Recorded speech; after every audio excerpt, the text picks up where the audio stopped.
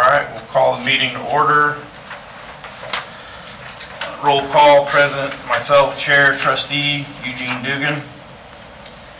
Police Trustee Leah Hayes. Harvey Lewis, Trustee. Nicholas Hansen, Disciplined Growth Investors. Greg Williams, staff. William Johnston, staff. Walt Merritt, member. Bob Klausner, counsel. Paul Jacobs, Willis Towers Watson. All right.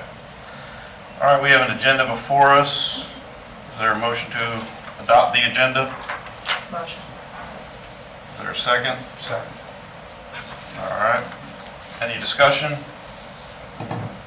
All in favor of adopting agenda, say aye. Aye. Aye. Any opposed? All right. The agenda is adopted.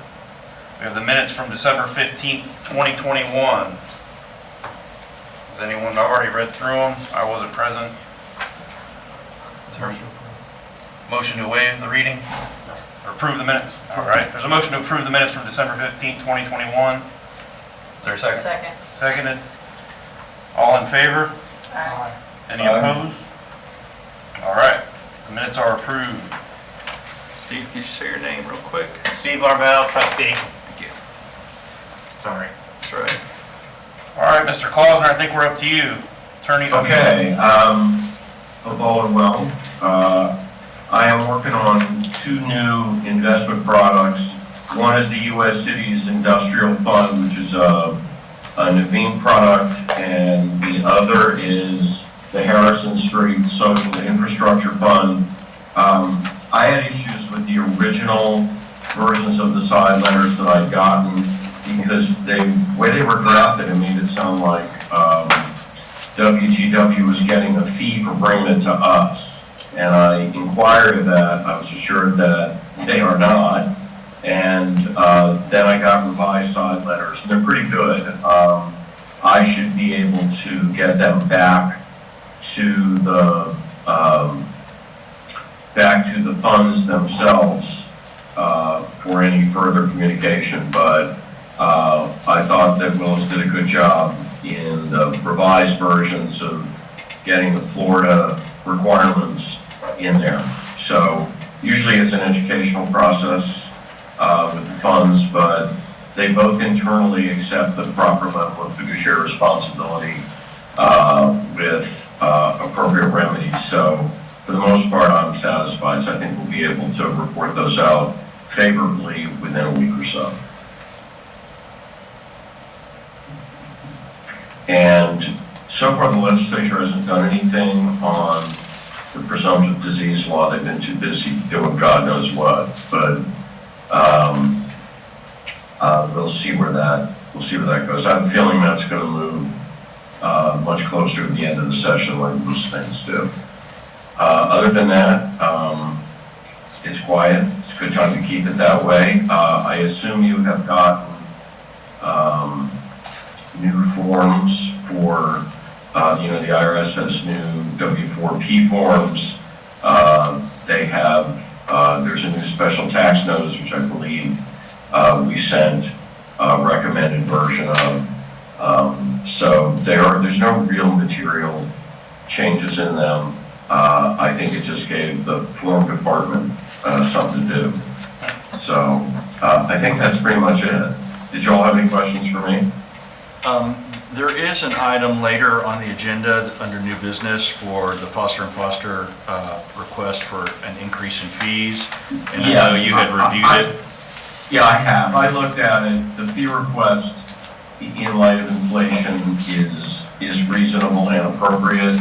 I know they've done an excellent job on their service. I looked at the forms of the agreement, which basically just raised the fees. $375 an hour for a senior actuarial consultant at their level is cheap. And I don't think they've raised their fees in some time. So I think it's the fee arrangement's reasonable, and it will be tied to 3% inflation. Considering inflation now is about 5%, that's also a fair standard of living upgrade. So I would recommend the board approve it when the time comes on the agenda. Don't forget your Form 1s too. I see that also on the agenda.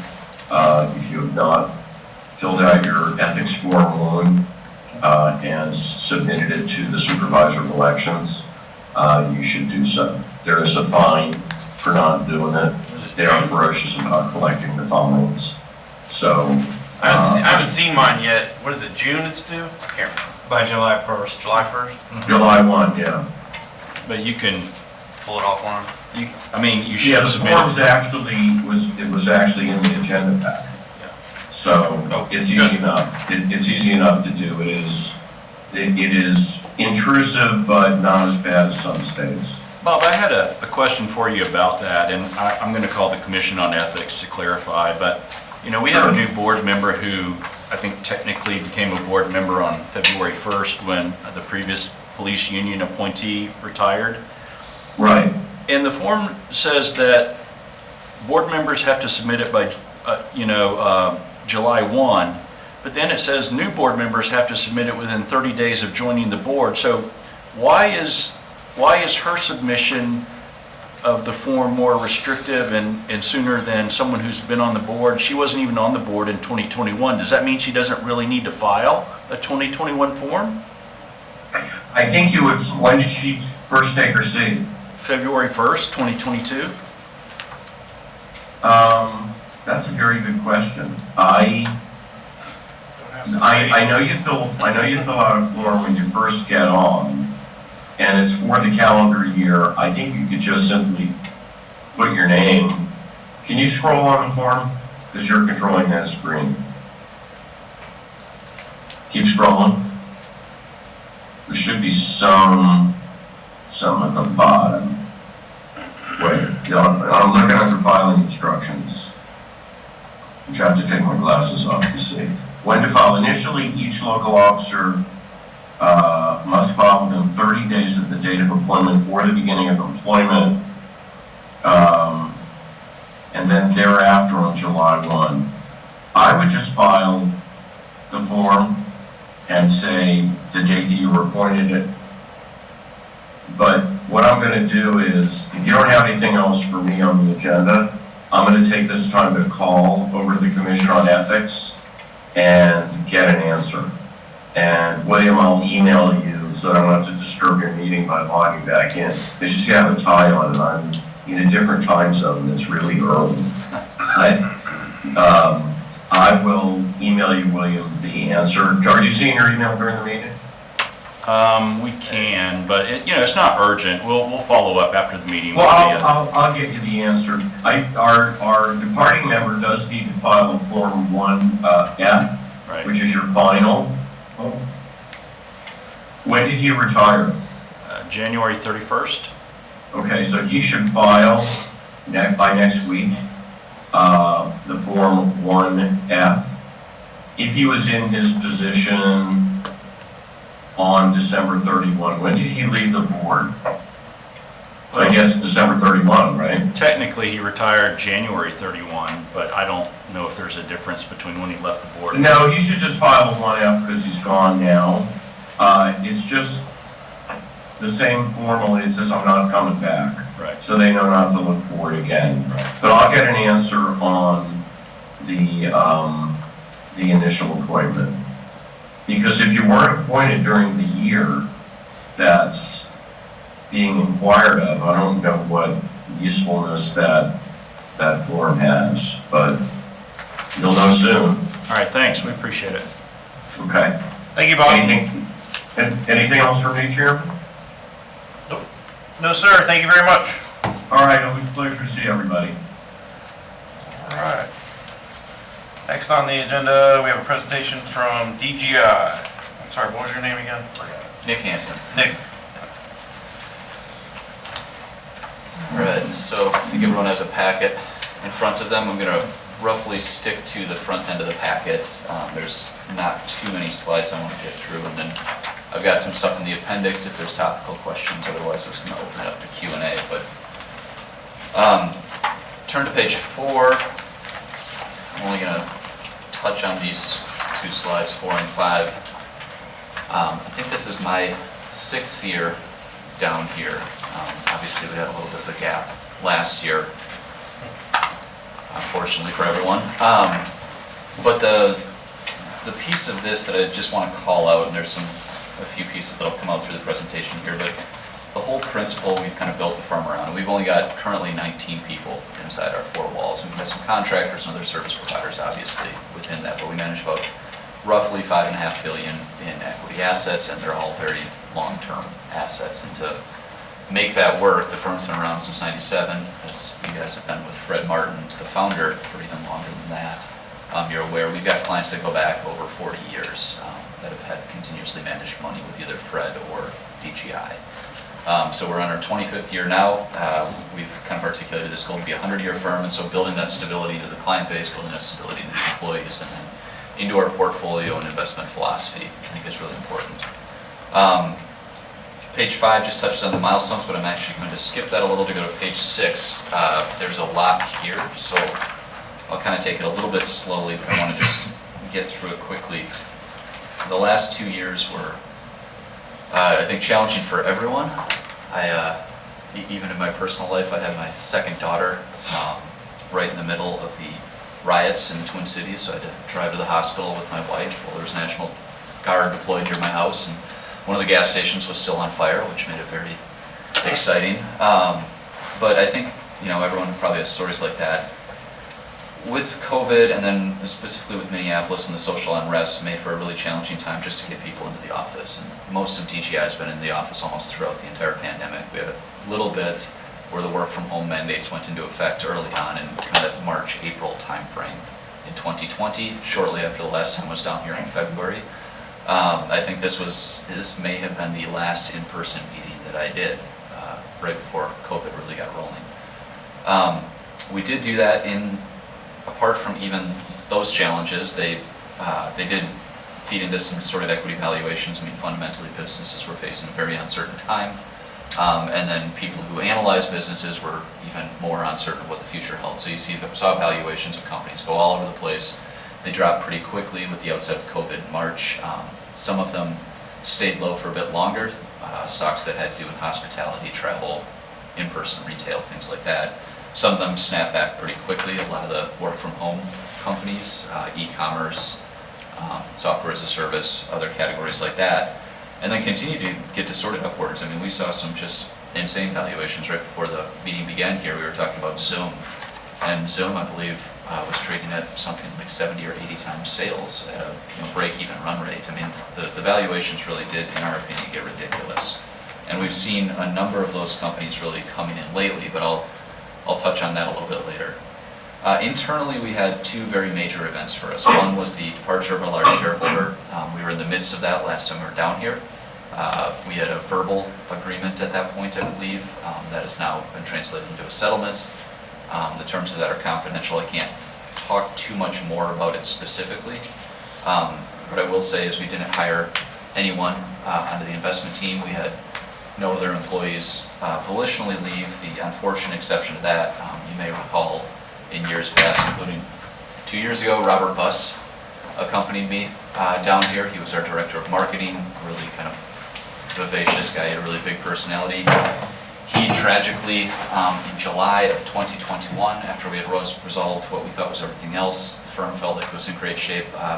He was biking home from work on a Monday evening and was hit and killed by a freight train just outside of downtown Minneapolis. He was walking his bike across a trestle bridge. We think he was probably trying to take a little bit of a shortcut or something. I'm not really sure the circumstances, and didn't see the train, and they come through only at about 30 miles an hour, but with the freight train, that's plenty. So that was, honestly, that was probably the biggest blow for us. I mean, culturally it was really tough. He was a really big personality. He'd been with the firm since 2000. I've traveled a ton with him as well, so that was hard. So life kind of gave us lemons the last couple of years. So what do we do about it? In terms of equity valuations, because it was selective in terms of which parts of the market were getting overvalued, we rotated capital out of those overvalued positions. I'll talk about that a little bit more as well. During this entire time, we've really been working on our portfolio weighting. system, which is basically we looked back, I did a study several years ago where we looked back in time and said, if we just took all the names we already have in our portfolio, and we hold these companies for 10 plus years, generally speaking.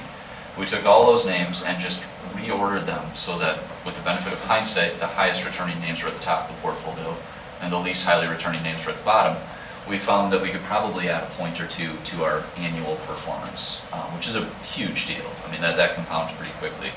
And what that told us, because the ordering, the weighting of those names, I wouldn't call it random, but it was pretty close to it. I mean, we had great names in the portfolio, and a lot of our really stellar historical returns have been driven by stock picking. And we said, wow, if we just get better at getting those insights on the table and properly weighting them, that's going to be a huge benefit to us and our clients. And we undertook to do that. A lot of that has to do with internal team communication. And how do we get the best ideas out in front of everyone, and how do we properly weight everyone's input in that decision-making process. I'll touch on that as well a little bit later. Because of the civil unrest in Minneapolis, you guys were talking about how awful the traffic's getting down here. It's the exact opposite in downtown Minneapolis right now. The place is turning into a ghost town. Major employers like Target have yanked employees out of downtown. Others, I wouldn't be surprised if they follow suit. People are very slow to return to the office there. We've been down there, but for a while it felt like driving through a war zone. You had the Chauvin trial, which basically sectioned off probably 6 blocks with barbed wire and multiple cement barricades. And then, of course, all the attendant news crews that came in from out of town. So it took me about 15 minutes longer just to get to the office, and then once I was there, it was basically National Guardsmen and, you know, people who lived on the streets, and that was about it. I mean, there's just not a lot to recommend going to downtown Minneapolis right now. So we'll look at probably relocating in the next couple of years as our lease expires. We'll probably stay in the Twin Cities or the Minnesota area for now, just because so much of our longtime employees have family, friends, their lives there. But I think, you know, when you start worrying about your employees' safety, just walk into the car, it's time to probably take action on that. The investment team evolution, we did have one of the senior investment team members leave. They went on a leave of absence in October of 2019, came back briefly in the spring and then resigned. That was the settlement that eventually was verbally agreed to at the end of January, and I believe was finalized as of March. So they are no longer with the firm, they're no longer a shareholder. Other than that, I've been with the firm for 15 years. I was promoted up to portfolio manager, I believe in 2016, and then a couple years after that I was promoted to lead PM, which basically means that I can veto any decision in the portfolio process. We've also promoted Jason Lima to lead portfolio manager as well last year. And then we have 2 analysts who have been with us for about 3 years now, Joe Nadeau and Alex Ganenko, who have been really just spectacular additions to the team. They were interns of mine, Alex in 2011 and Joe in 2017. They've just been spectacular hires. Alex actually has parents and a brother back in Moldova right now, so this has been a very interesting period for him also. Finally, I touched on the lawsuit, the Director of Institutional Relations, that's the DIR there, the hiring process. We're getting a lot closer to making final decisions. We've narrowed it from probably a couple dozen very qualified national candidates down to, I believe we're at 5 at this point. We're doing several more rounds of interviews. In all likelihood, we tend to take a very long, just because we employ people hopefully for the entirety of their careers, we're taking a very long process here. It's a very important hire for us, but we're pretty excited about the quality. The only headache with the process like this is trying to choose at the end.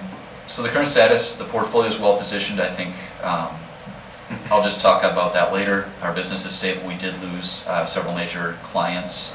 Initially, we had both in our small cap product earlier than our mid cap product the following year, a period of underperformance combined with an outstanding lawsuit against the firm. And then everything that was happening with COVID, I think it did spook a couple people. We did also see a large client go to indexing. Unfortunately, that was probably right at the worst possible time. I think that was August of 2020, I believe that happened. But after that, it stabilized. We did not lose, apart from Robert's death, any employees. We just actually celebrated off-site 2 weeks ago, our 25th anniversary at a lodge just outside of the Twin Cities, and I nearly froze to death going snowmobiling with several of my coworkers, but it was a pretty fun time. So I think we're in very good shape. The business, the shareholder agreement has obviously been tested. That's sound. We didn't need to make any changes to that. The business and its shareholders are extremely financially strong. The tell there, I would say, after everything that's happened, has been we've been investing in technology. I believe we're putting more than $1 million into a Salesforce implementation and several other initiatives internally at the firm. And this is for a firm of currently 19 people. And I'd say that, based on the fact that over the past 15 years, we've really focused on improving our hiring process, and we, apart from Robert's tragic exit, I think we've got just about all the pieces we need in place at DGI. So that was a lot. I'm going to just pause for a second there because I know there's some big points inside of it before I move on to the performance section. I don't know if there's any questions at all. You've effectively taken Minneapolis off my bucket list of destinations.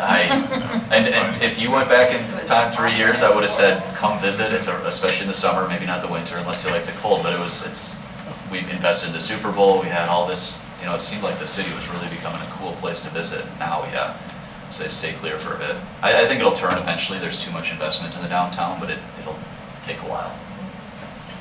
It's sad to watch, honestly. I really liked going down there. Can you comment, you said a large shareholder, or excuse me, a large investor had gone to indexing. Are you able to say what size, what percent of the assets that represented? So that would have been, boy, this is where Robert would have been a lot more helpful because I don't track the book quite as closely in terms of that, but my guess at the time would be that it was slightly above a 10%. Okay. So it's one of our majors. Yeah, I believe it was top 3 at the time. You guys were able to handle that? We're actually, the firm would remain profitable and viable probably, I would guess, at a fifth of our current assets or less. But trading-wise, you were able to get out of the positions? They did. Yeah, they had a unique setup as well. I mean, they actually managed a lot of their own trades. They had internalized their own trading desk. It was a unique setup amongst all our clients. I believe it had to do with commission recapture and things like that. And so they occupied a separate place in our trading rotation, but the liquidation was very orderly. I don't recall there being any issues with it.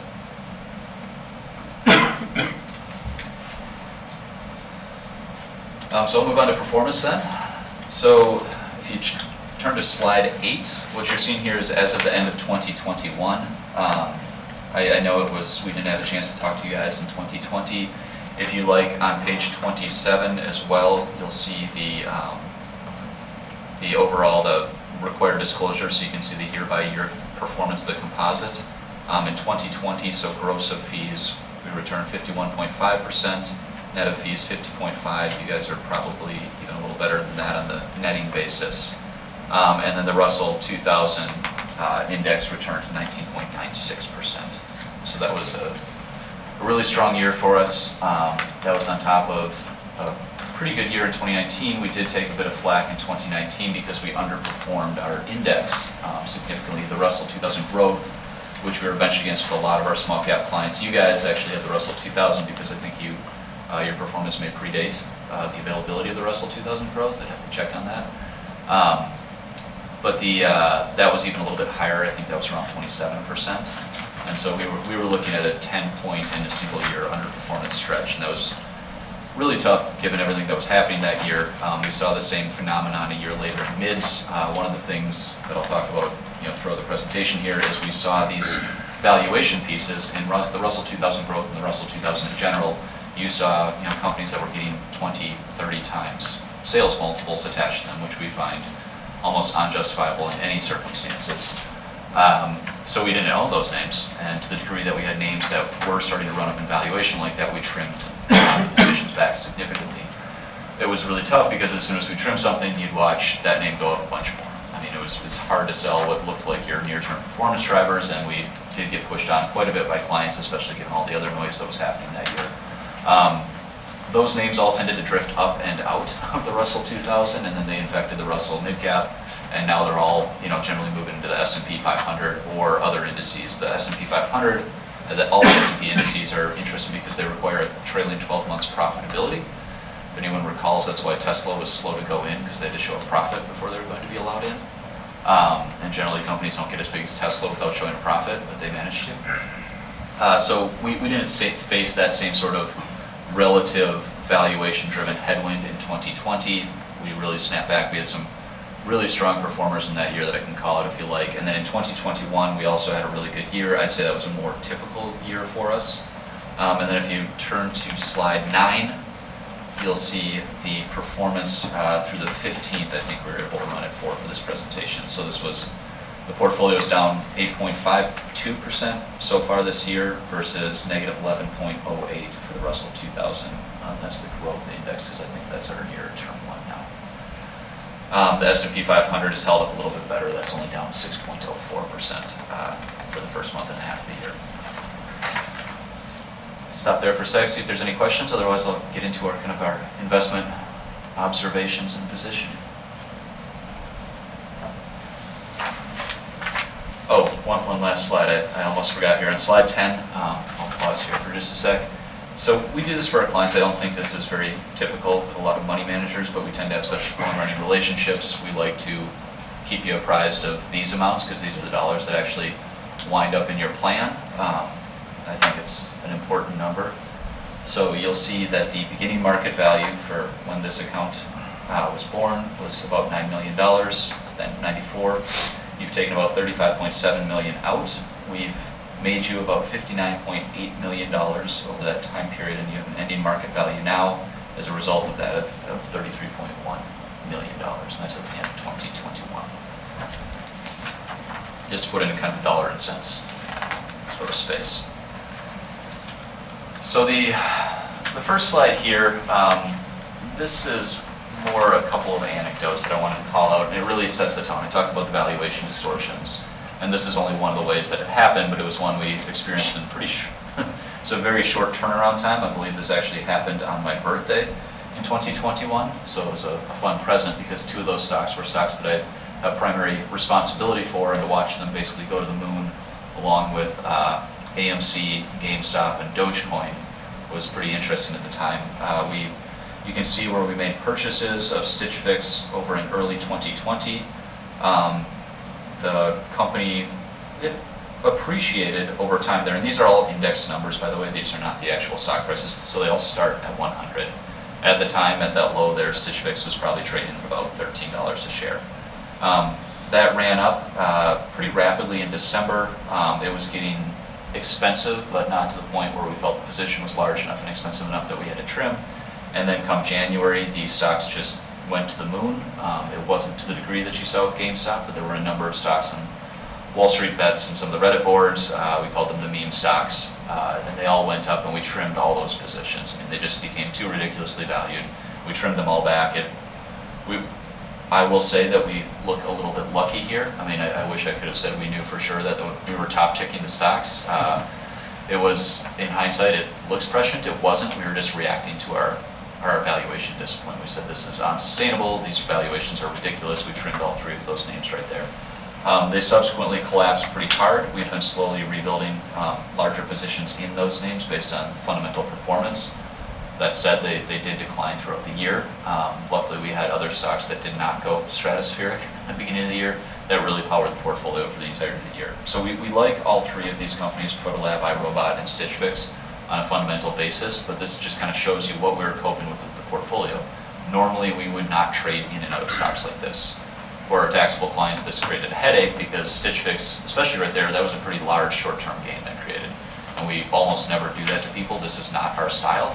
But in the extremes, we will be honoring our valuation discipline, and this is kind of exemplary of that. Large capital gains are a terrible problem to have. Yes, we try and explain it that way. I don't know that people always register and say, you're welcome. You don't offer that we can probably offset it by dumping some stuff in the cost just so you don't have such a big tax hit. There's certain clients we have worked with them to harvest losses. Unfortunately, with the markets doing what they've done the last 10 years, we're running out of those in the portfolio. I mean, there's a few. Don't get me wrong, we have some loss-making positions right now, but it's surprisingly few. And so it's been a lot more gains than people are used to that they've been socked with recently. And so we've had to almost be apologetic about that because it is unexpected and it creates some cash planning headaches for our clients. So these valuation distensions, this is the next slide. I'll kind of explain this a little bit. It's a little bit busy, but they did extend to the rest of the market. So what you're seeing here is The black and two gray lines are different S&P indices. The black one is the S&P 500. The darker gray is the S&P 400, which corresponds to the mid-cap space, and the lighter gray one is the S&P 600, which corresponds to the small-cap space. And the lines themselves show the forward price estimates, so it's a consensus estimate of the forward 12 months earnings for all the index constituents and the overall valuation attached to that index. So what you're looking at here is generally the valuation levels of the majority of U.S. stocks, at least ones that have a degree of profitability attached to them. And then the orange line would be what an economist named Ed Yardeni called them, was the mega cap 8. And so this is the forward PE of Apple, Microsoft, Amazon, Google, Facebook, Tesla, Nvidia, and Netflix, which became kind of the top 8 stocks in the S&P 500. That's kind of a degree of sector concentration that's somewhat unprecedented in that index, and the valuation levels are reminiscent of 2000 in terms of how high they've run up. So you can kind of see how long this phenomenon took to build. And you can see the black line kind of being pulled up by that mega cap 8. They probably constitute right now about 30% of the S&P 500. And you can see that they've held up from a valuation perspective. They come in a little, but not to the degree that you've seen, a company like Zoom or Shopify or some of these other mid-cap companies coming down. And so we think that there's still a bit of valuation overhang attached to that index. And the curious thing about these companies is they're incredible business models. I mean, the way they've grown revenues, the way they've grown profits, it's, I said, unprecedented valuations, but there's a degree of, unprecedentedness to the business models themselves as well. I'm not as bullish on Tesla as the market is. We are not. They failed to be profitable until recently when they had very little competition in their space. Now that space is just getting flooded, quite frankly, with better looking vehicles. And I mean, I know, and Tesla hasn't done nothing to their base model in how many years? Right. I mean, no style changes. It'll be interesting. Elon Musk is bright, so I'm going to suspect he's smarter than I am. But he hasn't swam in this pool where he has a bunch of folks that'll be now entering there with really good products, quite frankly.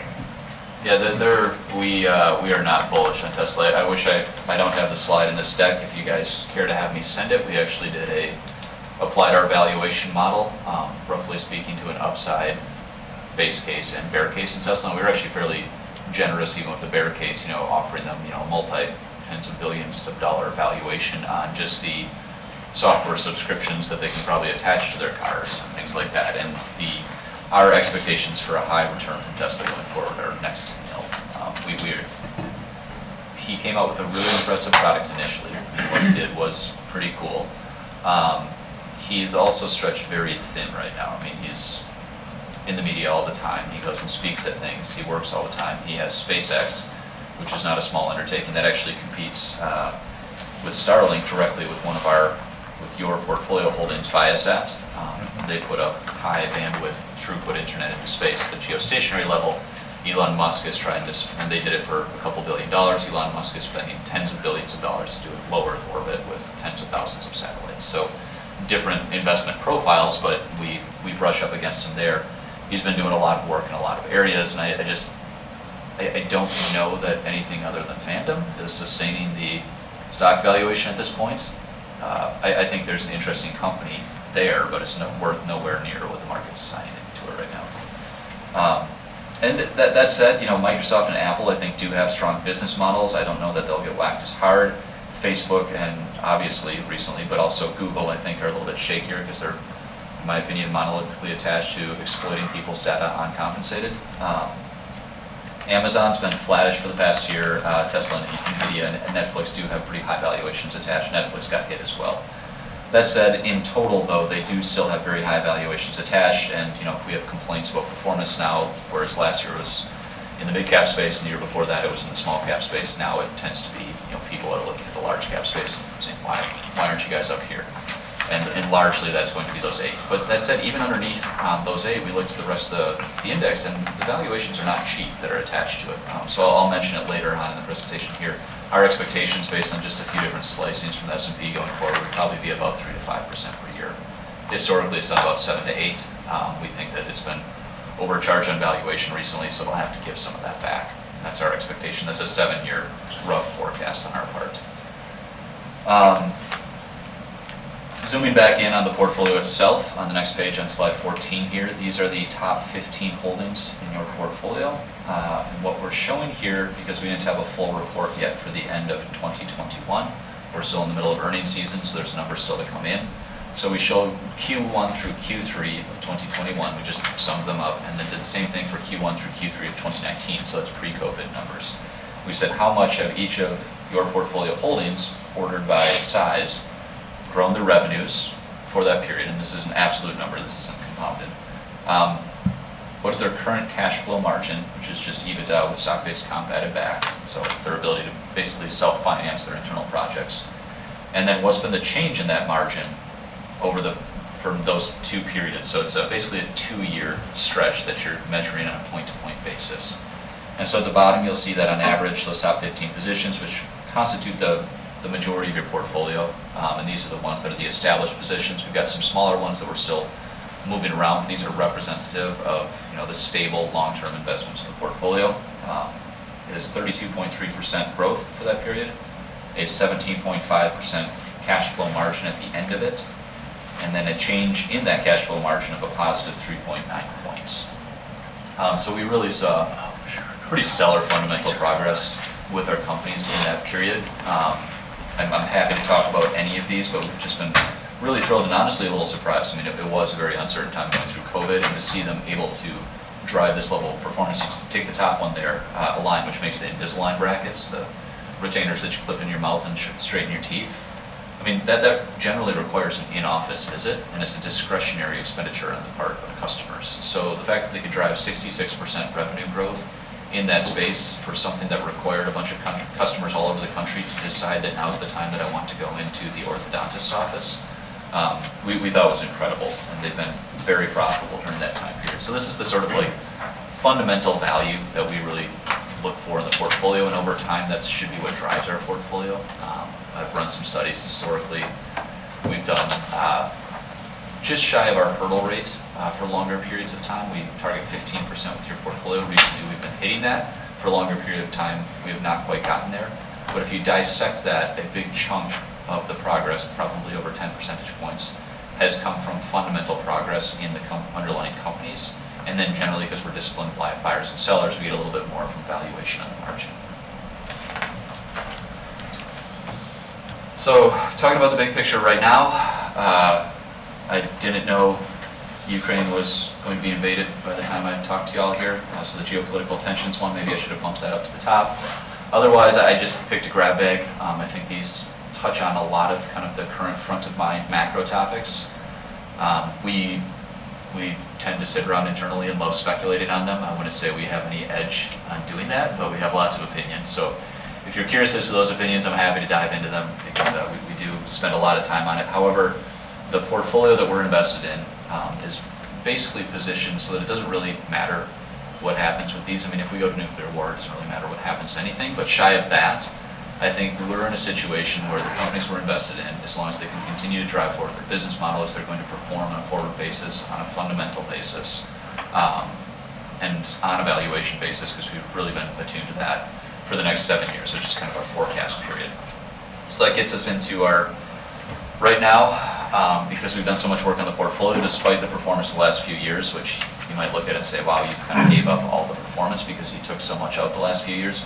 We've really moved the portfolio around a lot, and we do still see on a weighted average basis across the portfolio an expected return in excess of 15%. I believe last I checked, it was actually near 17% for a return right now. The S&P, like I said, we don't do deep analysis on every single one of the companies, so this is really just a rough cut, but the S&P historically represents about 80% of the market cap in the US stock market, I believe. But we're seeing about a 3 to 5% forward return, and that is based on valuation. Fundamentally, we think there's still a lot to recommend a lot of companies in that index, but as a whole, they can't pivot out of high valuation names. In fact, names that run up in valuation naturally occupy a larger portion of the index. And so that phenomenon, I think, is really going to hurt the indexing strategies on a go-forward basis.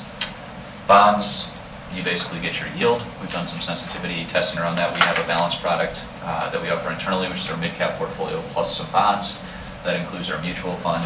So we do some work in that area, but we don't see much more than 1 to 3%. And in the near term, we'd say that there's some risk to longer dated bonds just with rising rates. But I think everyone's aware of that. Cash, basically get paid nothing for cash, so 0 to 1%. The 15%, the pieces of that we see are innovation. We tend to invest in companies that have a sustainable innovation engine, deep insight into their customer base, proprietary technology that they can apply against their customers' current problems, and then a native stickiness in their products that really keeps those customers locked in. And we tend to see innovation in a much broader fashion than just Silicon Valley. We do have technology stocks in the portfolio, but if you look at our portfolio, a lot of it is based on applying technology to places you wouldn't normally think of the internet revolution applying to. And then we have a lot of companies that frankly are not driven just by digital technology, even though all of them have an element of it now. We do see diversification across all the different areas of the economy that we think productivity growth, technology growth, et cetera, will really drive value. And then lastly, the portfolio weightings. I'm going to skip that because I think the next slide, this will be kind of the last one. I'm going to talk about the portfolio piece here. One, I put this stronger now because, like I said, life kind of gave us lemons the last 2 years. I think we've had, frankly, I'm pretty shocked by our performance from a portfolio standpoint the last 2 years. You know, that there was a lot that came out of valuation and then continued to pivot some of our investments out of those overvalued stocks, which was frustrating at the time, but I feel like we made the right decisions. I think we're starting to see the fruits of some of that work. And between Robert's passing with COVID, basically driving the team into overdrive. I mean, we were working a ton the past 2 years. The amount of work we directly did with our management teams, I mean, all of a sudden you have instant access to almost all the CEOs out there. They were at home and board and available on Zoom. And so we had full team meetings with just about every CEO we could lay hands on as a team. So it wasn't just mediated information coming in through one of our analysts or portfolio managers. We spent a lot more time on portfolio weightings, and then based on that, and based on a lot of the work we had to do around valuation, that forced us to not just get better at portfolio weighting, which we've been working on for several years now, but it really started pushing us to look at how we communicate as a team. How do we weight, Fred's intuition, who comes in, he's a larger-than-life personality and the founder of the firm, versus one of the junior analysts, Joe or Alex, and who might be doing a lot of deep research on the stock, but might be inclined to be a little deferential towards whatever opinion Fred happens to throw on the table. And how do we make sure that we're respecting them all and integrating them into the best possible portfolio decision? And there's a lot to that, and I think it's been a really fruitful process for us, and I think it forces a bit of bonding because we don't all share opinions, and there's going to be some headbutting at times, but forcing yourself through those periods, I think, builds a deeper level of respect across the entire team. So I think we're really well positioned with decision making because of all the work we've done in the portfolio in the face of this valuation environment and all the macro uncertainties. I'd say the macro uncertainties, I don't know that they've resolved. I think pieces are. I think the COVID situation is stabilized, and I'm not going to be someone who calls the end of the pandemic or the beginning of the endemic. But what I will say is I think we're a lot better situated. We've kind of come to a position where most people know about COVID, they know what they're going to do about COVID, they know what their behavior patterns are. We've got incremental changes still coming, but they're at a gradated pace. We've got the stuff in Russia, we've always got China, we've got the Fed hiking rates, inflation running away right now. Probably some of that is transient, some of it might be more permanent, we'll see. But all those things, we have put the portfolio, because of unfortunately higher turnover, which we tend to avoid, but was a necessity the last 2 years. We've not only gotten strong returns the last couple of years, but we think we're in really good shape going forward here. And then the last piece is it's kind of tough to, you look at the death of one of your coworkers. Fred actually, I'll just mention this in passing, he actually lost his middle son to a road biking accident last year within, I think it was 6 weeks of Robert getting killed biking as well. He had some other personal tragedies. It's been a really tough year for him. We all shared a bit of that as a firm. We're pretty tight-knit. We had everything else happen. That said, with our new hires, including this upcoming one, with the technology investments we're making, with where we're at, I think the 25th anniversary was one of those points where we really spent a bit of time just saying, okay, let's package up the last 2 years. We got through it. We're in really good shape. We're going to put it behind us. And I think the engagement levels and the optimism for the future, almost the hunger for it, because I think people are kind of sick of the dark stretch here. but I'd say there's really a strong internal cultural lean towards looking towards the future now. And I know that doesn't seem like it translates directly into portfolio results for you guys, but based on how we invest, based on what we're looking for in our portfolio companies, that internal cultural piece is probably one of the most crucial keys to our success in the long term. And so I think it's really fair to give you guys an update on that. With that, like I said, there's a lot more slides in here. Many of them address the macro situation. Happy to talk to any of them, but I'll stop and open it up to Q&A. I had sort of a side question. What would you say that the average cap size is for your holdings or a range? And then kind of a follow-up to that, are you guys finding it harder to find investments because of companies going private, because of private equity growth? Yeah. Yeah, I'll hit the second question first and back into the first one. From an availability of investments, we worry about that. We did actually, Jason Lima, the newly promoted lead PM, he did a presentation on it a couple of years ago at our annual offsite. Right now, the pool of potential investments in the public equities markets that fit, our target kind of profile, we haven't had trouble. The valuation environment has actually posed more problems than the number of public companies. The number has been dwindling, and that's been frustrating. We worry about that eventually impinging on us, but from a bottom-up perspective, we haven't yet encountered problems on that. That said, we've also had a ton of SPACs, which at this point we wouldn't touch with a 10-foot pole, given the financial incentive structure around those. But we do know that a number of those brought public companies, which are actually really good companies. So after they season and they realize what a dumb thing they did by agreeing to a SPAC, and they fall on their sword for shareholders over that one, I think there's a number there that are coming public. And based on the scale of private equity markets, we've seen a lot of evidence of private equity markets basically exiting to themselves. They'll stand up a new fund and just buy their old investments, which, I mean, in terms of inflating your own valuations, that's a pretty interesting gimmick. But at the end of the day, the public markets still do provide a lot of advantages to companies, and I think they're still attractive enough.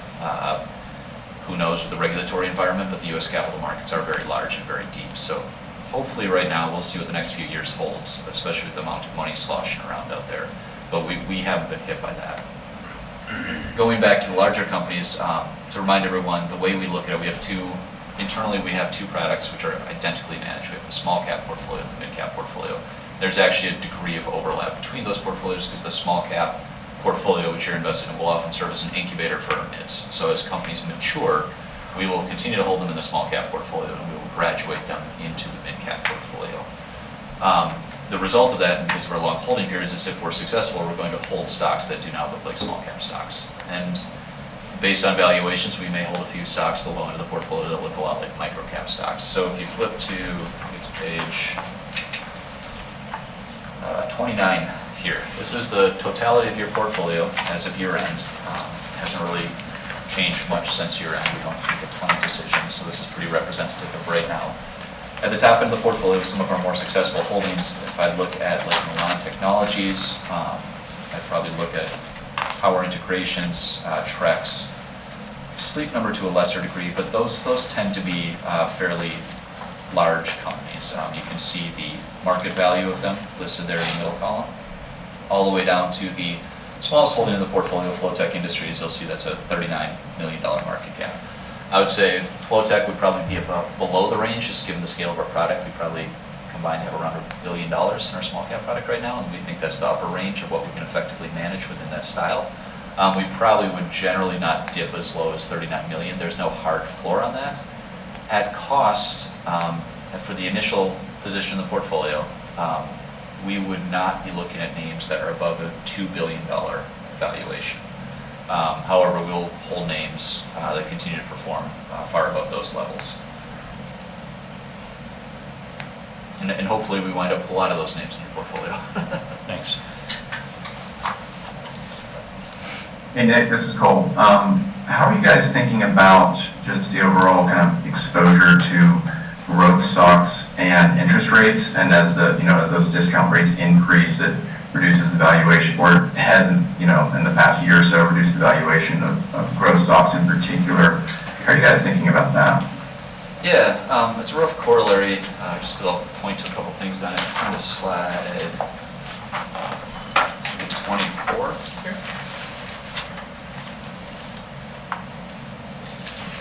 So this is not growth stocks, but for some investors, I think some of these growth stocks have served as a little bit of a bond proxy. So this is just a very, very simple sensitivity analysis where you look at the prevailing rates as of February 15th there, and that's for a 5-year, a 10-year, a 20-year, and a 30-year. Over the left, you see 1.93%, 2.04, 2.42, and 2.36. So if you assigned a par, this is a hypothetical, for those of $1 million, and then you looked out if all of those rates, the 5, 10, 20, and 30, all went to 3%, so a perfectly flat curve there, you'd see what that would do to the discounted cash flow analysis, which you're talking about, for the value of those bonds. So if you pop that up to 3%, you'd see, call it a 10% decline in value. You push it to 4%, you start to talk about a mid-teens or even more valuation hit. 5%, 6%, you can see what that does pretty quickly. For us, I did a bit of playing around with the math of it. I have a master's in financial mathematics, which honestly I wouldn't recommend to anyone. It's a terrible use of my time, but so I played with a lot of these numbers though. If I look at what it does to discounted cash flows, I think there's some risk that you do suffer these valuation declines, and based on the rate hikes being proposed or being anticipated at least this year, you're seeing declines in valuation about what you'd expect from these bonds. So, stocks you'd say are in line with that hypothesis. I think honestly there's two bigger risks in play though that we worry more about with some of these growth stocks.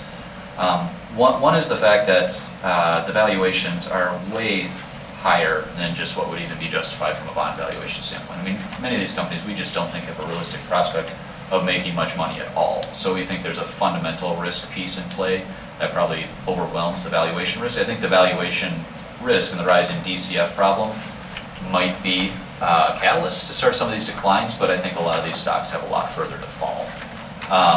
The other piece is that the projections being attached to these, you look at the managers and the people who invest in these stocks, and you look at the Wall Street analysts who are recommending these stocks, I would, without knowing much about this at all, I'd hazard to say that 95% of them have had no experience or accountability to whether or not they hit a projection that's smaller than 5 years, ever. I mean, you don't see many Wall Street analysts who go back in time and say, hey, I called this, unless it was one of their winners, 5 years ago, and also my fundamental forecasts were accurate.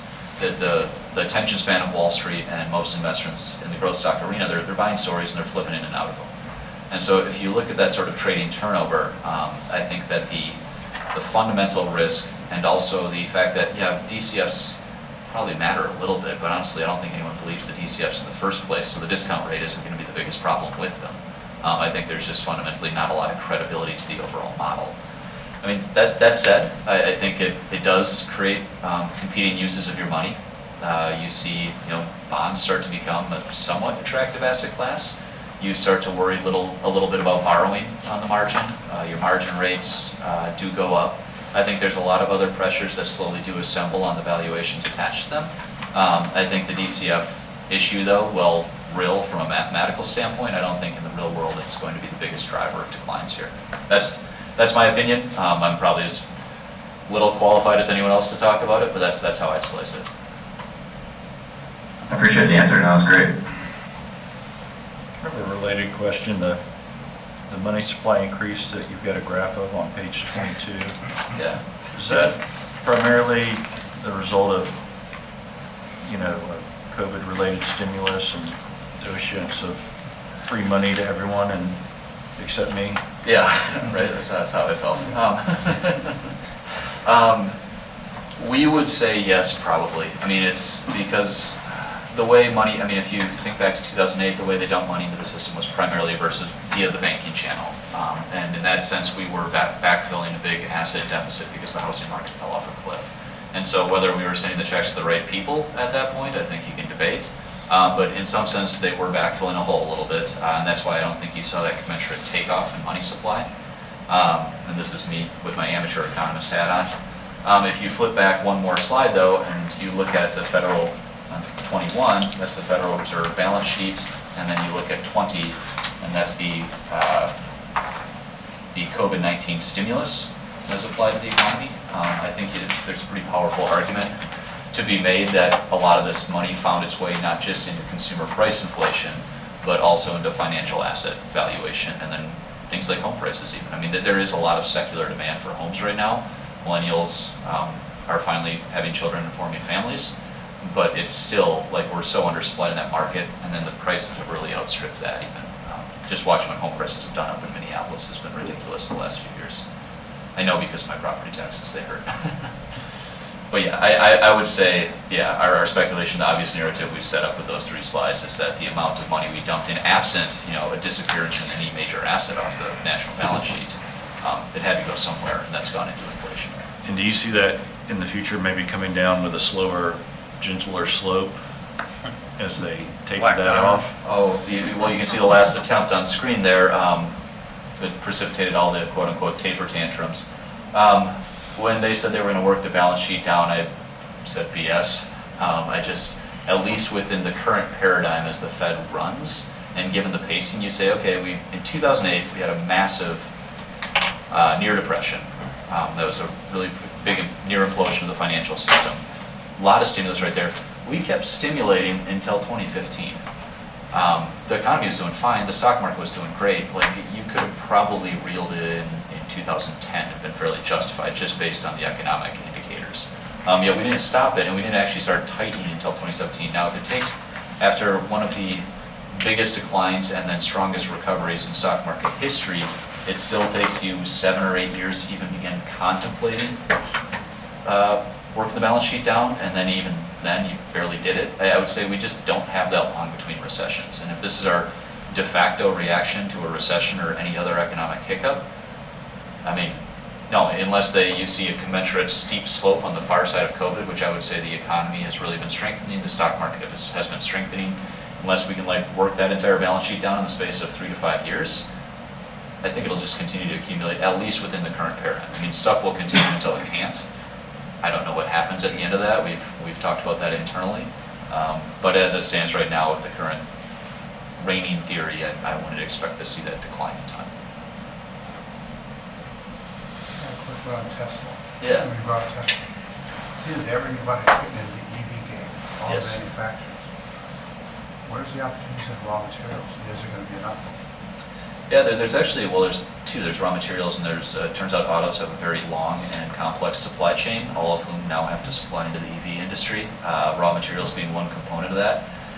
The raw materials piece, I think, there's some pretty open questions around how battery technology will actually be managed at the scale everyone's proposing. I mean, because I think IHS has forecast something like 70% of light vehicle production will be EV or hybrid by 2030. Now, that's a pretty huge number, especially given how large it is and how small a proportion of current production they are. But you're seeing Volkswagen and others basically shutting down the development of their internal combustion engines at this point. They're just not doing new generations of it. So they're betting the entire company, to a degree, in my opinion, the German economy, on basically being able to make EVs sustainable as an at-scale consumer proposition. I think there are still open questions in terms of, can you find enough lithium to make batteries? Do you find a new battery chemistry? They're experimenting like crazy on that. What do you do at end of life cycle with these batteries? It turns out they're environmentally not that great to just pitch them out in the dump. A lot of these chemicals can leach out and be fairly destructive, and they're fairly energy intensive otherwise. It hasn't become economical to remine them yet, to basically truly recycle them. So that might build in costs. You've got a lot of other problems on that raw material front, many of which are the battery problem. The rest of the supply chain is just doing less parts but a car shell around it. The other piece that we look at is actually a lot of the suppliers. So we have one in the portfolio, Gentherm. They make heating technology, and heat, if you have an internal combustion engine, you have plenty of it to work with. I mean, it's just a byproduct. You can use it to heat the cabin. You can use because it's a very, very energy efficient cabin. If you think of gas as basically a battery, it stores energy just like a battery does. It stores way more energy, way more efficiently, and it's way more accessible than what you can put into even a Li-ion battery right now. So you have plenty of energy to heat the cabin with The battery technology, you are trying to scrap for every little piece of energy that you can find out of that. And so what winds up happening is saying, well, maybe we shouldn't heat the whole cabin. We should just heat the occupant of the cabin. So you put heaters by the neck, you put a panel by their legs, you put heaters on the steering wheel for people who live in Minnesota, so it's freezing when you get in your car in the morning. And all those pieces actually create enough of a physical sensation of heat and keeps the person warm enough in the car where you're not destroying your battery life and therefore your range. Same thing with cooling, which you guys have to face more of down here. You want to only cool what you need to. So we've got a company that's really focused on that. We've got another one, it's in the mid-cap portfolio called Cognex.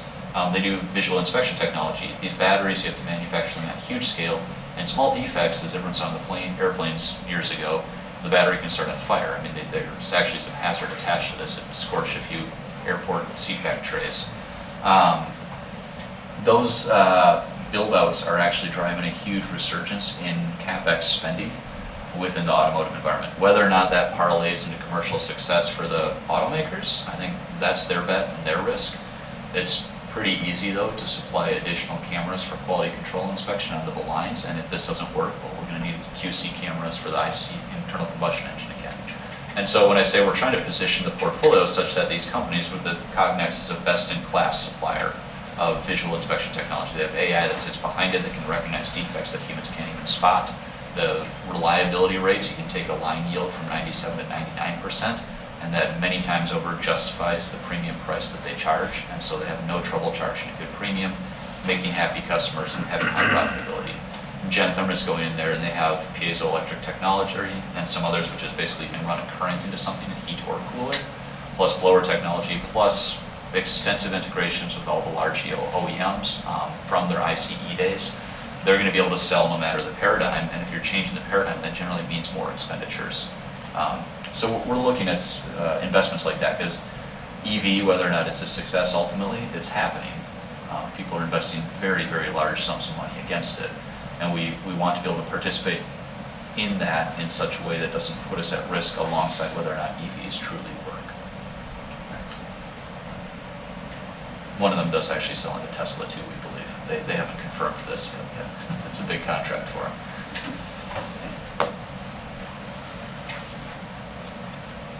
Any other questions? Walt, for anybody? All right. Well, I appreciate it, guys. Thank you very much. I'll wrap up and get out of your hair. I'm around tomorrow too, but if anyone has any follow-up questions, feel free to shoot them through William. We'll follow up with any best I can. There'll be a pension review committee for the general pension same time tomorrow morning here, in case you don't get enough today. We'll have Fred in tomorrow, so it'll be a much more lively presentation. I think I was on mute when I responded to your question. I said, thank you very much. That was an impressive presentation. Oh, thanks, Walt. Appreciate it. I'll go back to mute now. And you're surprised we have inflation now when you, I'm not. I mean, yeah. All right, see y'all later. Thanks very much, Thank you. Dan. Appreciate it. folks, I think that it's the national policy. Yeah, it's the national policy of flooding the economy with trillions of dollars. All right, Cole, you're up next. Willis Towers Watson. Great. Thanks, and good to see everyone. Our agenda is pretty normal and quick today. We'll give a quick update on the capital markets and then an update on plan performance. So jump in with questions throughout. Slide 4 looks at the capital markets through the end of the year. Give a quick, more updated numbers as well, but overall, the year finished very strong. You can see in the top left, the S&P 500, that 11% for the quarter. So really strong equity performance for the fourth quarter, and that led to a really strong market for the whole year as well, up 28.7%. That is the third year in a row of double-digit returns in equity markets. So just continuing to see really, really strong returns there. Small cap stocks also had a good year to a lesser extent than large caps. And then at the bottom, you can see the emerging market stocks did not fare as well, in slight negative territory there. On the right-hand side, you can see fixed income markets, pretty mixed performance overall between year-to-date, quarter and, the asset class that we look at here. At the bottom, the U.S. high yield corporate bonds is the most similar proxy to what you have in your plan. Thankfully, that was the more positive returning sector there, up 5.3% for the year. But as rates increased throughout the year, that had been a negative impact on kind of your plain vanilla bond holdings there. So you can see the Treasury rate curve in the bottom right-hand corner. That light purple line was the beginning of the year. That dark purple line was the end of the year. And if you looked at it now, it's actually gone even further. So the 10-year rate right now is just barely underneath 2%. So that dark purple line would be almost all the way at the top of this chart now. And that's just happened in the last month and a half. So we've seen rates come up pretty drastically so far this year. That's really anticipation of the Federal Reserve hiking interest rates. Inflation continues to be at the forefront of a lot of investors' minds. We expect the Federal Reserve to take a little bit more of a hawkish stance here and combat that by raising rates 4, maybe 5 times this year. So we could see pretty drastic rate increase. I mentioned inflation. You can see the print here. These figures are just slightly dated. The most recent print for inflation was actually 7.5%. That was the highest in 4 decades. Continues, like I said, to be at the forefront of a lot of investors' minds. We do anticipate that to come down somewhat in the second half of this year as some of the supply chain driven factors are reduced. But that being said, we don't expect it to be below 2% anytime soon. It's likely going to run above the Federal Reserve's 2% target for the foreseeable future. So we'll continue to watch that. GDP growth for 2021 was 5.7%. So a really strong year for economic growth. That's kind of trended in the 2% range for the last few decades. So obviously coming off of a COVID pandemic year, but still really strong growth. We'd like to see that. The unemployment rate is at 4.0% currently, so continuing to see that tick down just a little bit. It was 3.8% prior to the pandemic, so it's pretty close to the pre-pandemic levels there. Where is the labor participation rate in comparison to pre-pandemic? It's lower. I don't have the exact numbers. Off the top of my head, I think it's gone from about 65 to 63%. So yeah, you're definitely seeing some folks just leaving the employment universe overall. So while an unemployment rate has come down, which is good, that participation rate has definitely come down as well. So there's less people competing for these jobs. Just the other thing to note is that you probably saw the headlines yesterday, but the equity market has actually entered correction territory so far this year.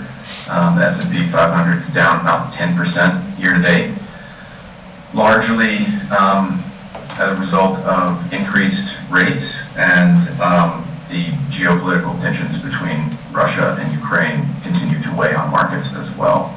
So continue to monitor that, but pretty under par results thus far in equity markets this year.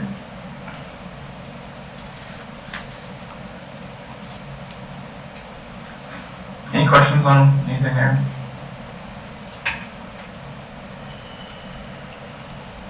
Nope. So the next slide looks at the total plan performance, and this is through December 31st, so through the end of the year. I know you all tend to look at the fiscal year-to-date number as of 9/30 being a little bit more important, but from a calendar year perspective, the plan performed very strongly, up 17.3% for the year of 2021, and that beat the benchmark of 14.8%. So overall, a very, very strong year for the plan. For the fourth quarter, the plan was up 3.2%, kind of matching the benchmark of 3.1%. So some strong results for the quarter and for the full year as well. So just kind of going into the various managers, the first being LSV was up 6.5% 7.2% for the fourth quarter, pretty much matching its benchmark, and up 29.1% for the full year. So, 30% return 2021, very strong results there and above benchmark. Also in the large cap segment, the Sustainable Growth Advisors, which is the growth manager, whereas LSB is your value manager, also had positive results, up 20% for the year, which typically would be pretty good results, but it's actually slightly underneath the benchmark of 27%. Growth actually underperformed value for the year, as you can see between the two indices there, so they struggle from that a little bit. But overall, from an absolute return perspective, we saw really strong results from both the large cap managers last year. Hey, Cole, just real quickly about SGA, would you put that underperformance down to, what DGI is calling the mega cap 8 not being held as in as high a concentration in their portfolio? Yeah, that really is kind of the crux of that. Those valuations have gotten so high with those few names. They listed the 8 names, and it's like 30% of the index. And if you don't hold those names at market weight and they continue to appreciate like they've done, you're going to get penalized. So that's kind of what you're seeing with SGA. And they do own those names. They just don't own 10% weight to Apple, which the benchmark has. They may only own 8%. So when Apple keeps appreciating into a multi-trillion-dollar company, they get penalized a little bit for not owning enough of those names. So you could argue that's what you want in a quality manager, is to not just buy the benchmark and take an active bet. So to the extent that those valuations ever come down, they will benefit from that. So certainly something to keep in mind there.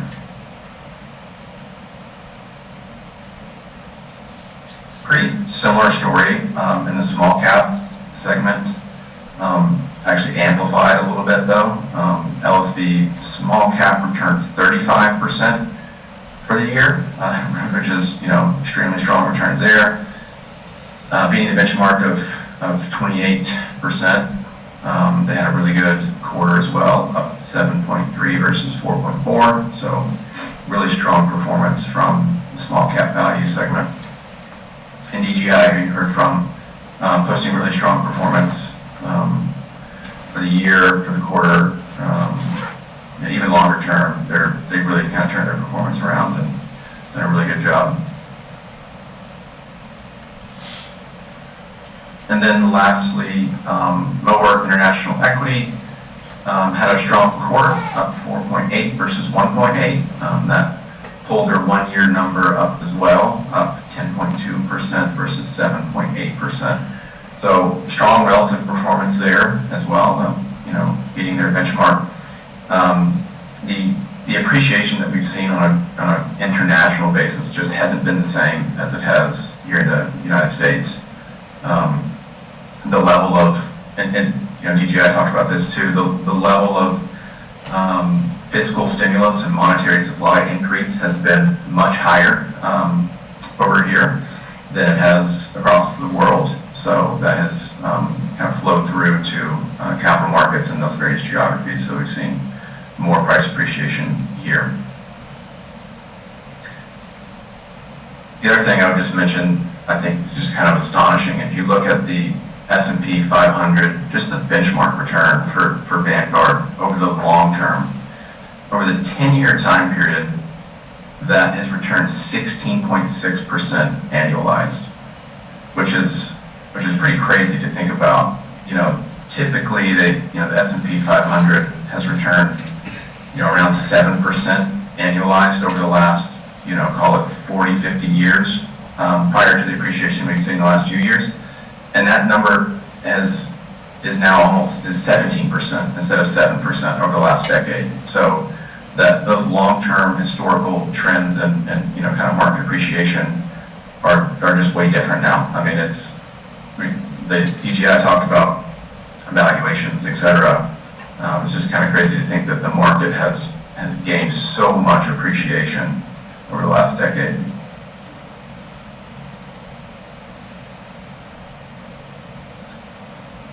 So rounding out performance here, looking at the income segment, you can see for the year, this segment returned 9% flat. So overall, I mean, not as good as equity markets, but still a really strong year, 9% on an absolute return basis, with rates coming up throughout the year is pretty astonishing, really, considering that the broader fixed income universe was negative. So the positive results there. Looking at the alternative credit segment, high yield fund continues to perform well. It was up 6% last year, beating its benchmark slightly. The One Sharp Opportunity Fund, we heard from them last year. That's the fund that gives those residential bridge loans to investors and kind of pretty much just kind of collects that 6 to 7% coupon each year with almost no volatility whatsoever. They continue to accomplish that last year. These were, their returns are just slightly lagged, so that 5.5 will probably be closer to about 6.5 for the full year. So, accomplishing their objectives there. Beaver Max also had a really good year, up 14% versus the benchmark of 4%. So their long-term performance still a little bit underneath the benchmark, but continuing to perform really well since they're kind of the bottom of the March 2020 pandemic low there. They've rebounded nicely. And then lastly, just the Fallen Angels, not a ton of performance here as it's still relatively new to the portfolio, but overall pretty close to its benchmark. And then the 1 month was right around its benchmark as well, so continue to monitor that, but still pretty new to the portfolio. And then looking at the real estate segment, we have the two managers here, Principal, which is your core real estate manager, and then Harrison Street, which is a little bit more of a diversifying real estate manager. Principal performed really, really well last year, up 22.6% versus the benchmark of 21.9. That level of appreciation in the real estate market is pretty astonishing, up 23% a year, both from an income and appreciation perspective. That's one of the best years in the real estate markets in a very long time. Just as a reminder, they invest in kind of what we call like the four main food groups of real estate. So, multifamily housing, industrials, etc. Whereas Harrison Street plays in more of a diversifying, or they play a more diversifying role in your portfolio, and they invest in medical office, senior housing, student housing, life sciences, and self-storage. So they are designed to complement Principal. And you see their performance here. Honestly, it does not look good.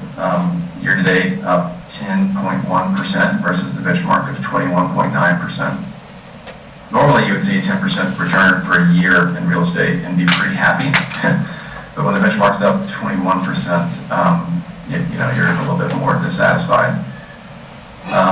Their holdings in senior housing and student housing have obviously not been particularly, or not done particularly well during the pandemic.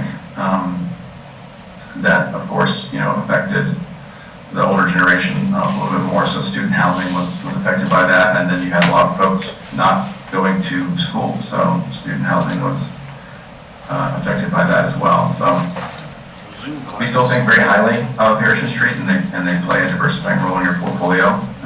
As this pandemic continues to kind of wane, we would expect their performance to pick up a little bit. But yeah, certainly, not the best results last year.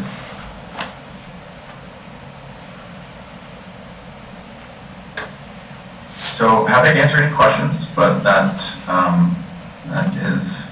concludes the performance review. Was I missed last month, what were we planning on doing with that other 15 million we sold and the one deal fell through? Were we waiting to hear for? Bob mentioned that in his presentation.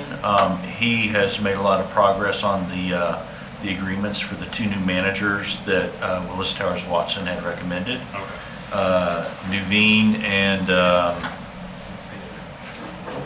GI Partners. Yeah, Harrison Street Social Infrastructure. I'm sorry.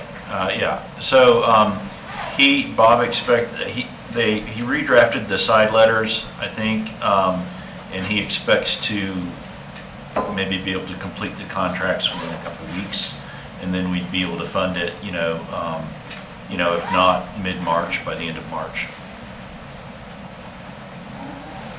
You're going to sell something of that?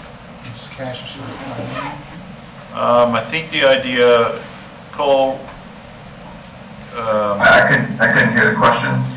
were we planning to take, to fund the new managers from some existing alt credit, or were we going to take that from the S&P 500? A little bit of both. Okay. So yeah, we would rebalance some of the equity managers, as well as source some of those from the alt credit managers as well. Overall, you can see the policy has the total income segment at 30%, and we're at 20% now. So Okay. I think the bulk of those proceeds would come from probably Vanguard. But we might look at the timing of it. I hate to liquidate assets when they're down 10%.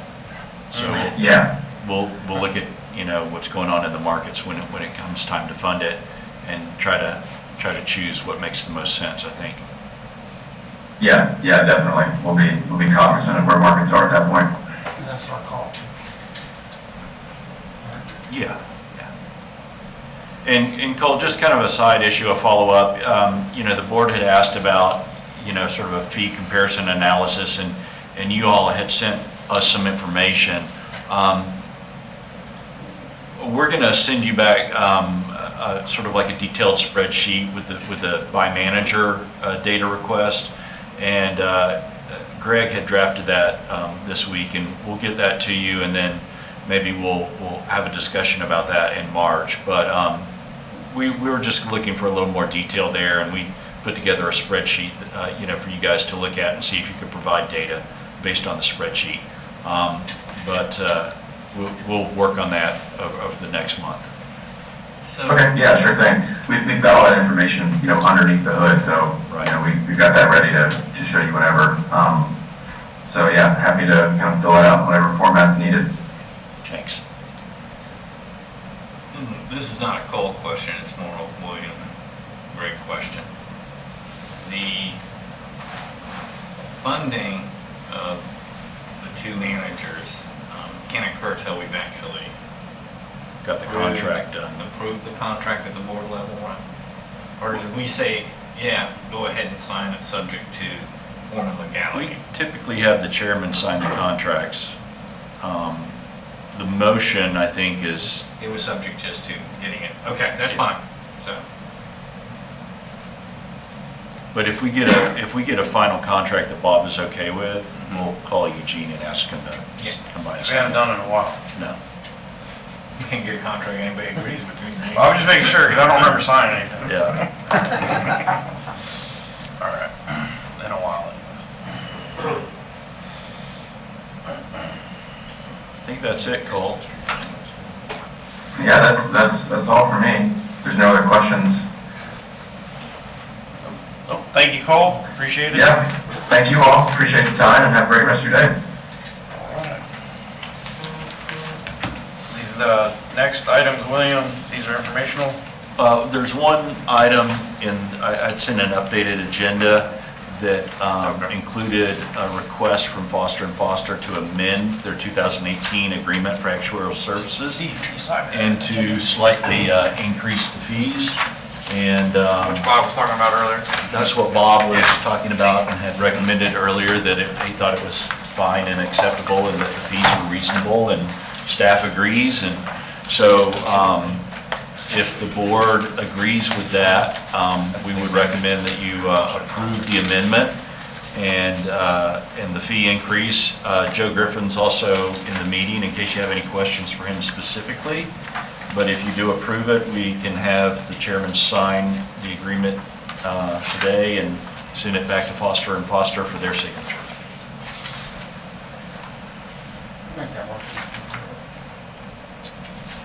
Harvey, your motion is to approve the amendment to the Foster and Foster agreement for actuarial services. Correct. Is there a second? Second. I was gonna make Joe have to sing for his supper tonight. I mean, first 3% raise after three years seems, With inflation looking like it's going to be 3%, 7 to 10%. yeah. 3%. Yeah, is there a time limit on that escalator? Wish I could get 3% out of you that easily, Steve. Oh my goodness. Don't get me started, I'll show you what your steps valued at. I know it. August. All right. There's been a motion and a second. Has it been under discussion? Good to everybody else. All in favor of the motion, say aye. Aye. Aye. Any opposed? Motion passes.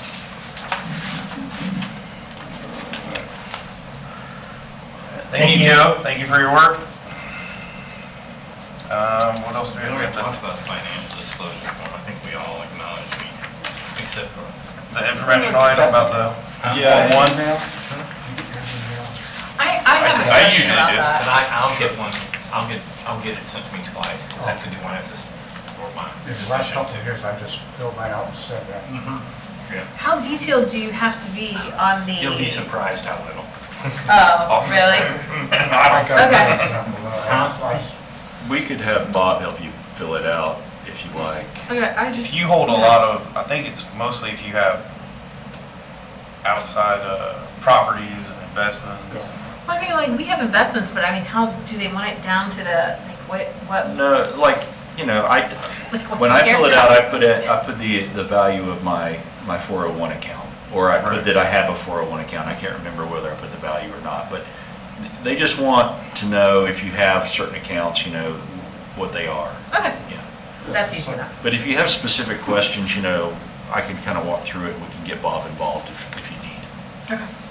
It's a little more tricky if you do a lot of independent, I mean, direct stock trades to make sure that you don't have a conflict of interest Right. associated with.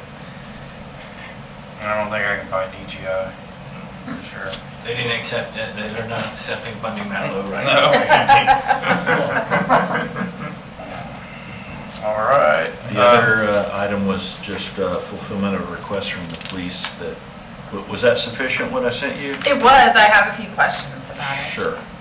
So, This is the one we saw several months ago, the distribution, Um, probably. No, so what I included was fiscal year '22 eligibility, Oh. even though we don't know what the amount is yet for Right. the police. But, you know, they've got that more restrictive 19-plus year eligibility requirement. And then they also had requested, you know, information on, you know, balance estimates at the end of fiscal year '21. We don't have '22 yet because we don't, you know, we don't have the shared plan distribution numbers or things like that. But, so what we put together is what we give to risk management, which is basically a list of the year that someone became eligible for the share plan, and then what those balances are based on that. so two questions about it. The FY 18 and 19 balances, isn't that's under the new? It Oh, the is, different. So what do those numbers represent? well, the issue there is that bargaining wasn't completed until 2020 on that, so it became retroactive. And, you know, every year I have to file with the state, and part of that filing includes people who forfeit their share Ah, plan that's what it balance, might be. and then it gets reallocated and So redistributed. those are the reallocated. Yeah. Okay. And, you know, I mean, figured that's what it was, If probably. the union tells me to take that away from those people, I can, but because it's been reported to the state, I kind of hesitate. No, to do I that. just, that's what I thought it was, I just wanted to Yeah. confirm that. Yeah, that's just redistribution of termination So- forfeitures. All right. So for those people who have pulled their money out and are managing it themselves, how are they getting They don't get interest from the city. right, but how are they getting the redistribution It's allocations? included in the annual allocation. So they're, it's This getting, is like, they're just getting the- like a those are just transfer the every higher year? dates after. It's added to the their next annual yeah. Okay. transfer. Yeah. Okay, So, I know it's been reported to the state, I'm trying to go through, it's, the reallocation of forfeited funds are supposed to be reallocated to eligible members. And is eligible defined as eligible to receive a share? or Well, just we're no a- longer doing that. It's Yeah, just okay. that, because, you know, Because of the timing on those, okay, never mind. yeah, the least the they were 19-year, They were forfeited in those fiscal years, so they were actually in receipt of the plan receipt. they had received Okay. it by the time you finished the bargaining with the Okay. 19-year eligibility, because that wasn't done till And 2020. that was Or maybe connected to 2021. any amounts received after, and you could argue if it's forfeited in that fiscal year, they were received before anyways, William. So Yeah. I think they'll have that, folks that don't yeah. retire eventually get reforfeited to the other members of the plan. right.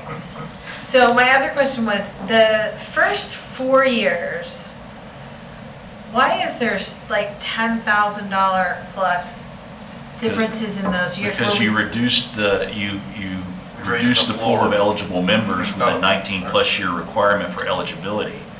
So those people who became eligible in 99, 2000, 2001, and 2002, they're the ones who actually got the big 10,000, well, one was 9, one was Oh, okay. 13. I got you. That's right. So it kind of works in reverse. Yeah. I that's see where what, the- I get it now. That's Okay. why the denominator dropped considerably Yeah. on the allocation. So Right. instead of being Well, that makes sense. 250 Yeah. eligible members, you had 25.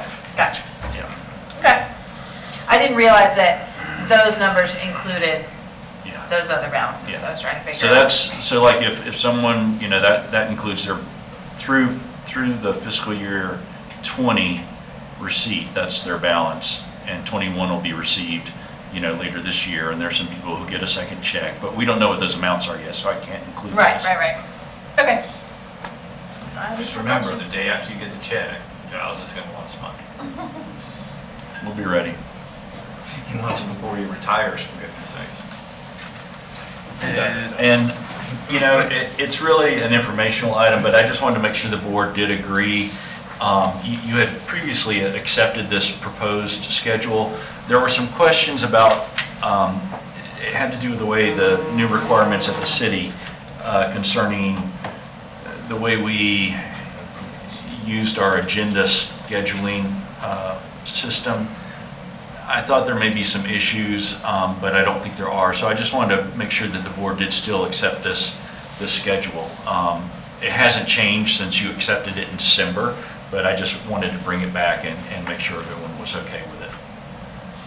Yeah, I got a copy of it. It's in my calendar already. Okay. Looks good. All right. Then Now, if for any reason we think we need to meet or outside of our normal schedule, we have a couple there that we could punch in, right? July Oh, or yeah, I mean, the December. board can meet Or we can meet, or we can anytime agree to you meet like. whenever. Yeah, you just let us know, let staff know, and we'll schedule the meeting. I mean, it's nice if we have a few weeks' notice, but, Gotta have at least 48 hours notice to schedule.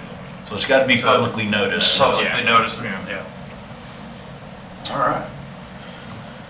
Let's hope nothing happens between now and the end of this year that. I have a question. Yeah, Howard. We have a question mark after the December 14th item, no meeting, question mark.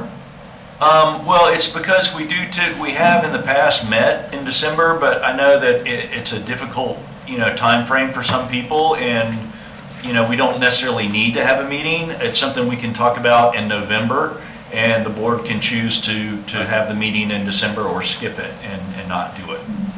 Might need to run in here and sell or anything. Arlington Exactly. doesn't need to be approved. I'm sorry? By citrus. That doesn't need to be approved.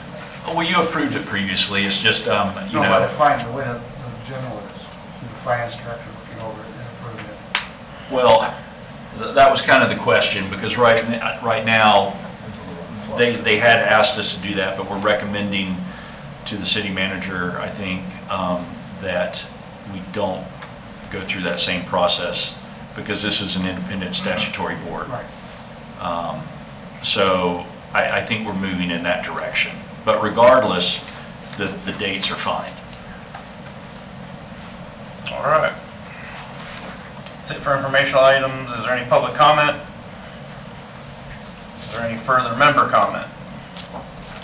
Next meeting date I put in here was March 23rd, is that correct? That is correct. 23rd, 0900 right here. Motion to adjourn would be in order. I move to adjourn.